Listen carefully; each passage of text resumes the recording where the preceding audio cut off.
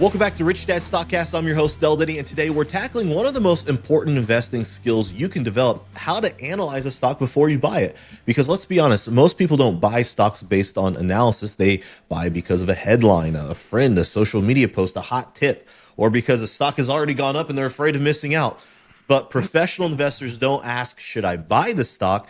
They ask, how do I evaluate whether this is a good investment in the first place? So today, we have Rich Dad expert Andy Tanner with us. He's going to walk us through how the process of analyzing stock happens before investing one single dollar. And before we get into it, make sure you go over to stockcastbonus.com, grab your free investing tools. If you want to stop guessing and start investing with confidence, that's where you start. Andy, welcome back, sir. Man, this could be a rant podcast. You could put a nickel in me here.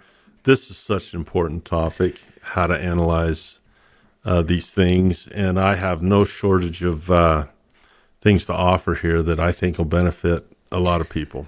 None of it's my own, by the way. It's stuff I've learned from other people. I can't think of anything that's original, that's my own, but I am going to pass on what I've learned by studying the great investors. And it's blessed my life to implement what they've said. Well, I think we're all just curators of thoughts and principles, and I'm excited to hear this. Now, before I put the nickel in, stockcastbonus.com, what do our listeners receive by going there? Information on how to analyze stocks. There's so much there right now, and more. Lots of good stuff there. We have our trading journal that our coaches use, and we let people have it. We have calculators. We have all kinds of tools. We have downloads. We have webinars. We have teaching. We have ebooks, all kinds of cool stuff that's free. And you can get to know us, and you can get alerts, and you can learn what we're doing and what we're buying, and all kinds of cool stuff. All right, so let's jump into our topic here. And before we talk about how to analyze a stock, let's talk about let's meet people where they are. For the most part, the general masses. What's the biggest mistake people make when evaluating stock or buying a stock? Is it the headlines? Is it the hot tips? Like, what is it that what's the mistake we're making? Well, I don't know there's probably a 20-way tie for mistakes people make. It's hard to say which is the worst one because you could pick out a lot of mistakes, but I'll pick this one. It's a tie. I mean, first of all, anytime in life we do something and we engage in activity that has risk in it, and we engage in activity and not understanding it, that would be a big mistake. So, for example, driving a car, it would really be important to know the rules of the road, how the car operates, what a gas and a brake is. If I plucked someone from the 17th century and I put them behind the wheel of a car and put them on the I-5, they're in trouble, and they're above their pay grade over their head. If I put you behind the cockpit of a 747 right now, just snap my fingers and you woke up having to land that plane, if you're dealing with something you're not educated to handle, I'd say that might be number one mistake. Swimming in waters that are above your pay grade. And so I would say the education piece might be number one mistake. Close to that and related to that is I don't like when people say analyzing stocks, because I don't analyze stocks. I'll analyze a business. That's different. Warren Buffett over and over and over constantly talks about this is if we're going to talk about analyzing stocks, what we really should be doing is analyzing a business. And when you put that hat on and see it through that lens, your world will change. It will change. People that analyze stocks focus on stock price because that's all they see. And so the people that look at businesses have a totally different viewpoint and lens of what a stock even is. So a stock is a share of ownership. I mean, so if you were going to buy a business that was not publicly traded, that would eliminate a lot of stuff, wouldn't it? And it would really change how you looked at it. I mean, if I came and said, I'm going to buy your business, Dell, that's not a stock, is it? And I would be asking really important questions about your business. So I think that would be a good place to start, and we can delve into, okay, what are those questions to ask about a business would probably be the next step. Funny enough, that is my next question I have written down. What are the questions that you should ask when buying a company? What would the first question be? I think Warren Buffett, I don't know if it's his first question, but I know it is a question, and it's become my first question. Does it have a moat? Does it have a moat? That would be my first question. All right, for our listeners, what is a moat? What does that mean? Well, it's a difficult thing for stock because we all know what a moat is. I think a moat is that body of water that surrounds the castle. It makes it hard for the castle to be attacked. It's a defensive. It's a defensive move. It's a defensive posture. Moats aren't there to attack anyone. They're there to defend the castle.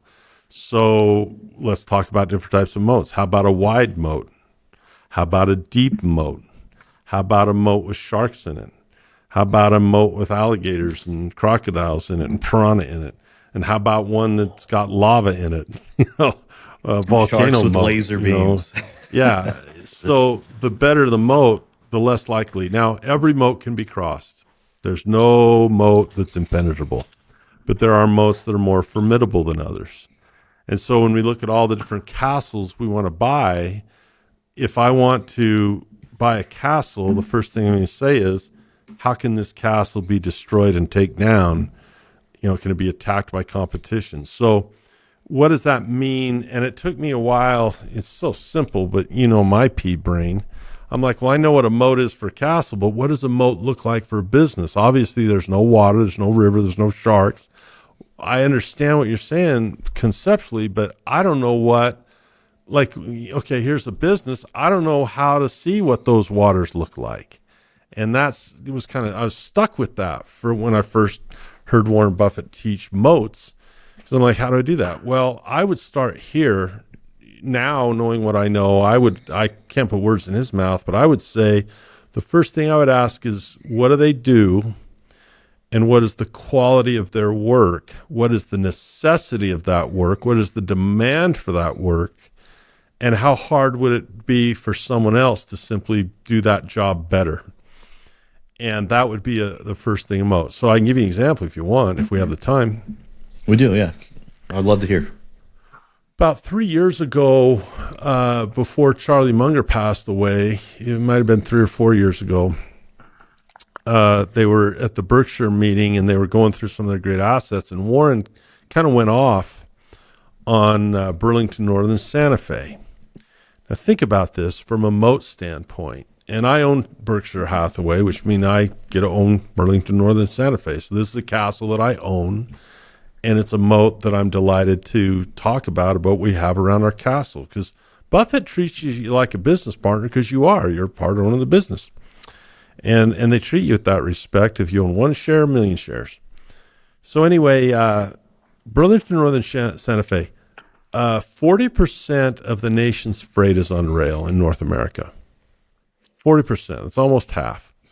So if you're a real estate investor, I like to, kind of smack these guys a little bit.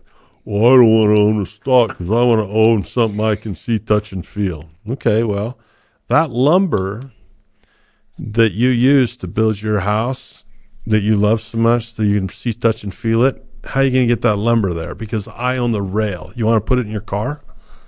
You want to fly it on a 747? How are you going to get your lumber? Oh, you want to do redevelopment? You want to get some paint? You want to, do some maintenance? Where are you going to get all that stuff from Dow Chemical? Oh, I own Dow Chemical. And I own the rail system to get it to you. Burlington Northern Santa Fe, 40% of the nation's freight goes on rail. If you don't think that's a real business, find one of their railroad tracks. so you can have the experience of see, touch, and feel. Go ahead and stand on that railroad track and just kind of look at what you see. And then you'll feel something if you don't move. And you'll feel it not for very long, but you'll feel it for like that long. You'll feel it because it is tangible and real and big and massive and powerful. It's a real asset. It's real. You can see, touch, and feel it. Guaranteed. I guarantee it. So they are the largest railroad of that 40% of the nation's freight. They're the biggest one. Now, what would it take to do their work? That's the defense, right? That's the moat. What does the competition look like? Well, if you got $500 billion, you just better go put it in AI because that's fast. You can get something going there. But if you want to put it in a railroad, $500 billion, it's going to take you 30 years minimum to replicate that rail system, all those assets. It's 30 years to just, that's how long it would take to compete with them. No one wants to wait 30 years for that in this day and age. No one is going to say, hey, everybody, let's take down Burlington Northern Santa Fe. Let's overtake them. Let's raise the money and put in the time to overtake them. It's not going to happen. It's cheaper and better just to say, you know what, let's buy shares of Berkshire and own it that way because it's already established. So we could say, all right, what if they stop using our service? That's just not an option. People would starve. Do you know how much grain they put on the table? Do you know how much grain they ship? Go look at their brochure and look at the work that they do and the amount of lumber and steel and oil and energy and plastics and grain and food and soybeans and wheat and corn. They're a necessity. They're like a utility. We have to have them. Speaking of utilities, how do you work without electricity now? How do you survive without electricity? So being an owner of a company like Burlington Northern Santa Fe is a great example of a moat that is just wide and long. Now, it's not saying Burlington Santa Fe couldn't be brought down, but it would be one of the most difficult businesses in the world to say we're going to start a competitor and take those guys down. It would just be so hard to raise the capital, so hard to get investors to buy into that idea. They're just established. It's just hard to take that hill. So that's a moat. And so the first risk management that a guy does is you win a lot of those risk management battles when you buy. ExxonMobil, what is my confidence? They've raised their dividend every year for like 40 years in a row now. What is my confidence that people are going to buy oil, and how much would it take to copy everything ExxonMobil's done? What would it take to take those guys down? I just don't think it's going to happen. So my confidence changes now. I don't buy a stock this way. I don't say, well, gee, it was at 180 and now it's at 135. I mean, would the stock go down? See the stock pictures, look at the price. The business owner's like, man, I want to sell oil because green energy, well, they'll invest in that too, but 84% of the world's energy is coming from fossil fuel, coal or oil, 84%. So, yeah, I'm going to sell that. I'm going to sell that. So that's the lens of analyze. So before we get into PE ratios and, EV over EBITDA and, any of the fundamental analysis, start with Costco and say, can you take them down? Can't. Moat. Strong. I love how we're looking at this. Not the stock price, but the quality of the company. So let's do this. We're analyzing a stock, a company. Let's do this. Let's take a quick break. Listener, before you ever click that buy button, there are a few questions every investor should be asking. We're getting into these. So when we come back, Andy's going to walk us through the steps he uses when evaluating investment opportunities. And make sure you go to stockcastbonus.com, download your free investing tools, your resources. This is where investors learn to make decisions based on facts instead of emotions. So stick around. We'll be right back. So far, it's been great. I needed a source where I could really enrich my education through stocks. I didn't really have an avenue for it, and it's helped me a lot. The simplicity has really gotten me on the track to where I enjoy the learning as well as it's really solidifying in my mind. And like, they're not just trying to sell you something, they really care about the people that are in the course, and they really do care about you and your personal goals, and what you want to do is to help you and your family and whatever your goals are in life through that. So it's really been great. Welcome back to Rich Dad Stockcast. Andy, let's get practical. We know now, okay, let's buy a great company. Let's have a solid moat around it. Let's get into fundamental analysis. Let's get into how do we evaluate? What other questions do we need to be asking before we click that buy button? Yeah, maybe before we hop into that, let's harvest the value of what we just went through, because when I say picking a business, picking a stock, notice the emotional difference there and the confidence difference. Why do people stay away from stocks? Where are they, I don't want to use the word chicken shit, because that's not a good word, to say some people are chicken shit. So why are they afraid? We won't say they're chicken shit. We'll say they're afraid.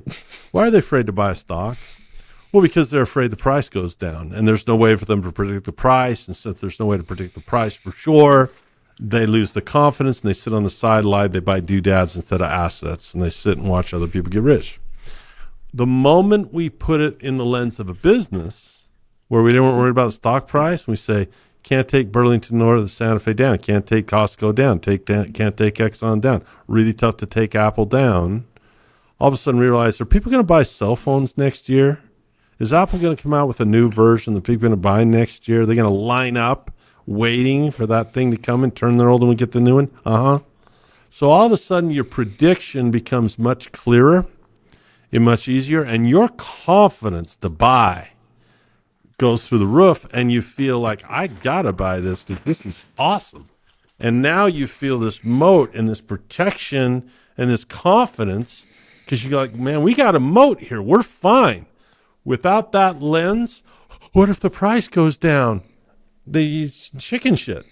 So that's a huge point, I think, to make by analyzing a stock is not just how to do it, but the confidence it gives us to put that money out there feeling the risk is acceptable rather than just mortified. So I thought we should make that point. So you want to hop into fundamentals now? Well, yes. I want to know, what does fundamental analysis, what does the fundamentals mean, number one, and why and how do we use that? Yeah. So one of the blessings Robert gave me says, don't get into jargon unless you're going to define it and really, really do it. So, fundamental analysis is a term, and if we don't understand it, has no meaning, it has no mass, right? So let's define fundamentals. What is fundamental? Well, fundamental is the necessary, basic, important stuff. In sports, we always talk about being fundamentally sound, right? So my sons are basketball players, and I said, well, there's at least 3 really important fundamentals. We call it the triple threat. You got to be able to shoot the ball. It's just fundamental. You got to be able to pass the ball. That's a fundamental, and you got to handle it. You got to be able to dribble the ball. And so you got to dribble, pass, and shoot. And if you can't do those 3 things, you're not fundamentally sound. And there's other fundamentals we'll learn. And so if you went to a doctor and you said, here's the human body, what are the things we look at that need to be fundamentally sound? Well, let's start with a pulse. That'd be pretty important. Blood pressure. Are you fundamentally sound? Body mass index, A1C, cholesterol level, the blood work, reflexes, open up, say, hit your, knee with the thing, and do you kick? All of those things are fundamentals that we're going to get metrics on. Now, why is there an additional layer of risk management here? Well, analysis means we're going to look at them carefully. So we have the important stuff that we're going to look at carefully. We're going to analyze it. So now we have a better understanding and a vision, examples in other contexts of what fundamental analysis is. Let's stay with the doctor. Let's say that we're going to bet on who wins a 5K. And so we get records from the doctor of all the patients that are going to run this 5K. And the doctor gets these metrics and tells us which ones are fundamentally sound, which ones aren't. Well, we certainly don't know who's going to win the race, but we absolutely know who won't even finish it. We know that right there. We know that this dude named Andy isn't going to finish that 26-mile marathon because his metrics just absolutely exclude him from that level of performance. So we can cross him off the list, and that takes this big sea of companies and say, these guys have too much risk. They're vulnerable. It's like looking at a kid in tryouts that can't shoot and can't dribble and can't pass. You're not picking him. So if you want to be a player picker or a marathon winner picker or that, the fundamentals help us eliminate a wide swath of danger. And all of a sudden now you got your moat, and now you got another risk management tool. Are they fundamentally sound? So in Rich Dad, Poor Dad, such a beautiful book, we learn about a financial statement, income and expense. That's called a profit and loss. Assets and liabilities. It's called a balance sheet. And statements of cash flow. Did the money come from operating the business? Did the money come from something we borrowed? Or did the money come from an asset we sold? And those three statements of where the cash flow came in round out what we call a financial statement. Well, as we look at those things, we can say there's certain fundamentals there that we'd like to see. For Warren Buffett, the most important number in what we call the gap total, the generally accepted accounting principles total, we call it the GAAP, we call it the gap total. Of all the things we could look at and the ratios and how one relates to another, all the things we could do in that not that human body, but that business body, that business health, would be operational cash flow. That ties to what we said. It is evidence. If you have operational cash flow, that is evidence that the work that you do is valuable. And the more operational cash flow you have, like NVIDIA, the more value you demonstrate that people want this stuff. And it also demonstrates that you run a business that can turn a profit, that not only do people want you on the top line, they want you on the bottom line. In other words, the top line is sales and demand. The bottom line says, not only do people demand this, these guys can produce it pretty cheap. So we have something everybody really loves, and we have the ability to produce it without costing a lot. And then we have this big, fat operational, cash flow. Warren Buffett says it time and again in his papers. The most important metric is operational cash flow. Does the business produce money?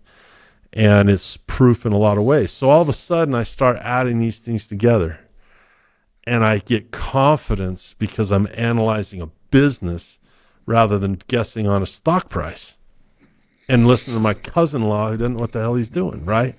So this is Rich Dad, man. This is Rich Dad, Poor Dad. And I believe the words, what did the author say? What did the author say? What he said in the book is that the financial statement gives us the glasses. It's like putting on a special glasses where we can see value and see the business for what it is. That's what the author said. It gives us financial glasses that give us clarity and brings it into focus so we can see what other people can't see. That's what the author said. It's like financial glasses. Now, fundamental analysis, we've got that. We could probably go on and on about that. Oh, I have a class. I just put out a class called Ultimate Fundamentals where, we worked on it for years. Me and Corey Halliday built it, and it's advanced fundamentals. So now we're talking like if you were a doctor, if you really were a doctor and you could go beyond just the A1C and start looking at the deeper fundamentals. Now you start not just knowing who survives the race, you start saying, man, this guy looks like they have the ability to win it. They could be a winner. Let's ride those guys. Let's bet on that. Okay, I like that. Yeah. All right. Technical analysis. I guess number one, let's define the jargon. But number two, What role does technical analysis play before buying? Huge role. Huge role.